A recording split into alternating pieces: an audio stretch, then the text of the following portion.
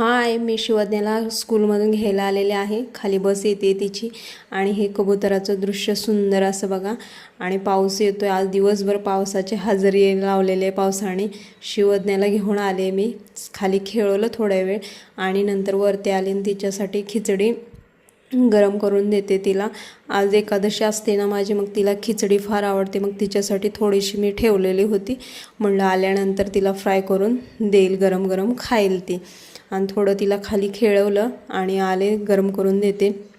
आणि चहा वगैरे घेते मी आणि गुळाचा चहा पिते मी. साखर अजिबात यूज नाही साखरेचा. आणि थोडीशी वेलची वगैरे टाकले त्याच्यात, चहा पावडर आणि दूध ओतलं आणि थोड्या वेळ जरा गरम करायला ठेवते, नाहीतर लगेच फाटलं जातं जास्त वेळ उकळला की.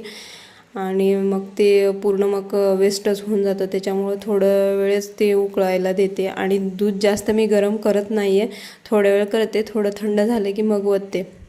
आणि म्हणलं आता हिची खिचडी पण तयार झाली आणि हिला सर्व करते.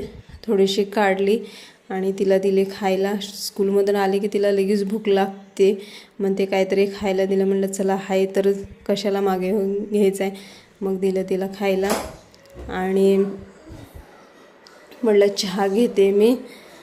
चहा घेतला थोडा आणि लगेचच भाजीची गाडी येईल म्हणून पटापट आवरत होते. तेवढ्यात आलीच, चहा तसा ठेवला निम्मा आणि भाजी वगैरे घेऊन आली. आणि एवढी गर्दी पडते ना, आठवड्यातून किती 3 दिवसच भाजीची गाडी येते. त्याच्यामुळं पाक तिथं बायका एवढे जर तुटून पडलेल्या असतात. गर्दीतून घेणं म्हणजे कठीण काम आहे. घ्यायला काय नाही, पटपट घेते, पण वजन काटा करायचं मुश्किल आहे ना, आणि पैसे पण द्यायचे मुश्किल आहे, गर्दी फार पडते.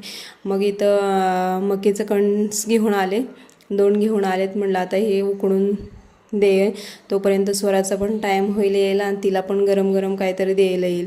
म्हणून आपलं मकीचे कणस त्याची सालं काढून घेतले आणि कुकरमध्ये उकडायला टाकते. आणि कोळीच होती, छान लागते, दोघींना पण आवडते. आणि माझी एकादशी त्याच्यामुळं मी नाही खाऊ शकले. आणि कुकरमध्ये पाणी वगैरे ओतलं आणि त्याच्यामध्ये मीठ थोडं टाकलं. मीठ थोडंच टाकलं, जास्त नाही टाकलं. आणि मकीचे कणीस त्याच्यामध्ये टाकले, वरून झाकून लावून 2-3 शिट्ट्या काढून घेतल्या.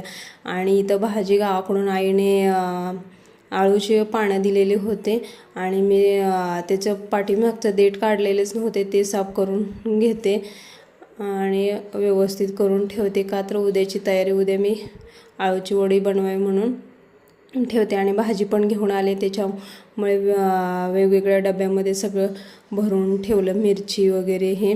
आणि हे थंड